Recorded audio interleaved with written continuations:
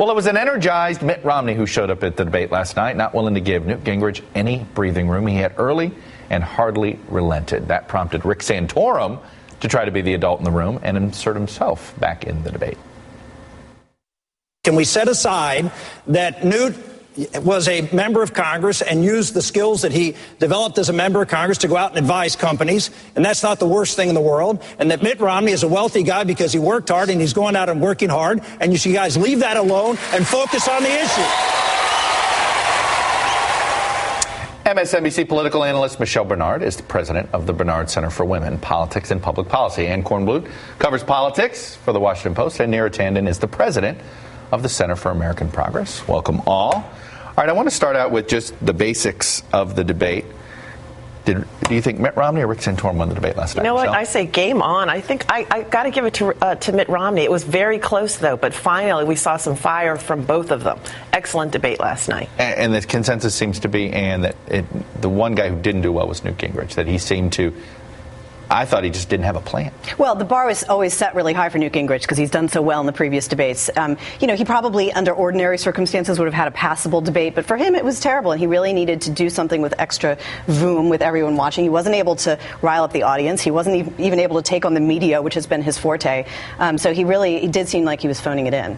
You know, Neera, when you see Mitt Romney debate, and you guys are certainly have your sides on this, do you think, well, this guy's getting to be a better debater, the president better be on his A game? He's a pretty good debater, and he's been pretty good throughout this process. And I do think the big question last night was whether Newt Gingrich would rise to the occasion, because he's faced 24 to 48 hours of really a massive conservative assault. Mm-hmm. And he didn't really answer the questions that were posed to him with his demeanor. He could, in South Carolina, he was facing some challenge, and he really took it on. Right. And he didn't really take anything on yesterday, so I thought he kind of lost the momentum from He seemed to mentally hold himself back in some form. It was like he was afraid to totally be Newt. You could see as soon as he walked out and they started the introductions, it sort of felt like a sense of doom come over Newt Gingrich, and I don't know if it's what he was sensing from the audience, but I was going to say I think Mitt Romney has been a terrible debater until last night. I think that last night's debate performance was the best he's ever had. He just looked tired.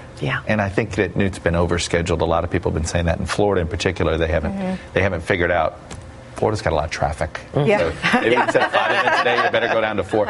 But there was some parts here, Ann, where I thought, well, Mitt Romney helped himself in how he went after Gingrich. He still is struggling with certain things. First of all, on health care, where Santorum just, I thought, pummeled him on this issue in a way we hadn't seen Romney on the defensive. Listen to how Romney defended his plan, and I'm butted up against something President Obama has said about health care. Take a listen. There's no government plan, and if you don't want to buy insurance, then you have to help pay for the cost of the state picking up your bill, because under federal law, if someone doesn't have insurance, then we have to care for them in the hospitals, give them free care. So we said no more free riders. We're insisting on personal responsibility. Either get the insurance or help pay for your care. Healthcare law relies on a reformed private market, not a government program. So, Ann, and there was some other language in there, too, which is even more familiar, that sounds like President Obama. This has been an issue for Mitt Romney, and yet he really hasn't faced criticism until last night. Well, he's faced criticism on so many other fronts. It was almost a breath of fresh air to hear us get back to health care. It's been so long. And I think you're right. He hasn't really come up with an answer. What you played just now could be another conservative's advertisement against him, that the rhetoric is so similar. I suspect that that's the least of their worries, though. And I think that if they feel that after Florida they are on their way to the general election, then this worry is pretty much behind them. That's only really a primary issue. Here, let me ask you this. Why does this administration still seem to struggle to not just defend their health care plan, but actually proactively talk about it? Well, I do think the president, speaks about the particular benefits of the law, and that's important. That's important. But it's always like paragraph 4. But, I think the issue with the health care laws, it's become very polarized. So it's actually helpful for people to see it outside of political context. And so, when the president talks about it, it polarizes it more. And I think the challenge for Mitt Romney is facts are facts. The plan that the president passed, I worked on the plan, was based on Massachusetts. It's virtually the same. And I do think the challenge for Romney in the general is that health care will be diffused as an issue if Mitt Romney is the nominee. There is no daylight between them on Governor Romney's plan and the president's plan, and that issue will not be one which conservatives can rally around. So in that way, it would be helpful. Well, we have to wait to see what the Supreme Court does in June, true. which will have an impact. Although I'm optimistic on that one. There was another couple of moments that I thought Romney didn't do himself well. I mean, as we saw, this wealth issue, he certainly struggles to talk about his wealth. Listen to this little montage we put together from last night when he was defending himself on Freddie Mac. What my trustee did is in a blind trust, managed by a trustee that manages my investments in a blind trust.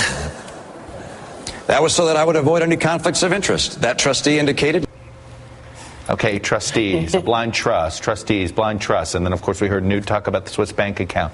It is one of these things that is hard to connect to the average. Yeah, he is having a very difficult time figuring out how to message this point. I think he said trustee 7 times last night, which is his way of saying, my trustee did this, I didn't have anything to do with this. And I think what Mitt Romney really has to figure out is how to explain his success as part of the American dream. You know, he is Horatio Alger. He's worked hard for everything he has achieved, and he doesn't have anything to be ashamed of, and he just isn't getting that yet. And I don't think talking about a trustee 7 times last night helped his cause at all.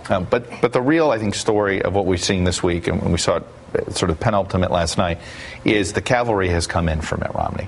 You know, he got a new debate coach, and I think that showed big time. Yeah. But also, you know, yesterday we saw John McCain doing town halls, and we saw Jason Chaffetz showing up at Gingrich rallies, picking fights with staff.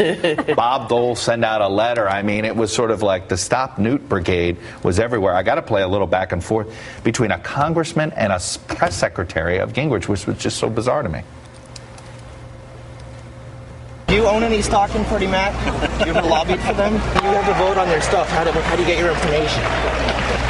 This is really what you have to do right now? Is this really what you're doing? I'm sorry.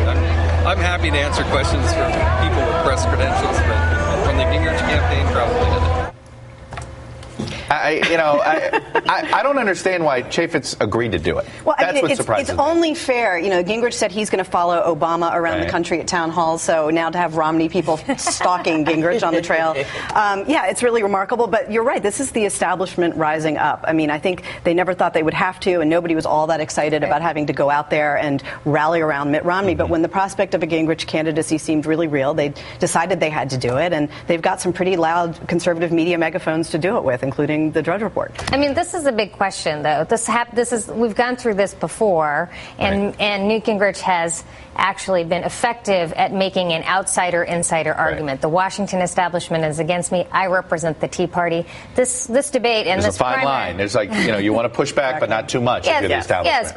yes, but that's what's really at stake in this primary. It's like who speaks for the Republican Party, the Tea Party or the moderates? Michelle and Neera, stick around. Anyway, let's bring back our panel. Michelle Bernard, Ann Kornblut, and Neera Tandon. All right, going back to this Republican race, I think the most important numbers that came out of the NBC Wall Street Journal poll, Michelle, had to do with the fact that all 3 Republican candidates had net negatives. At this point in time, like I said, only of all the recent nominees to be, at this point in time, only John Kerry had a net negative. And again, we knew Mitt Romney has appears to be sustaining some damage, and he actually needs to end this early.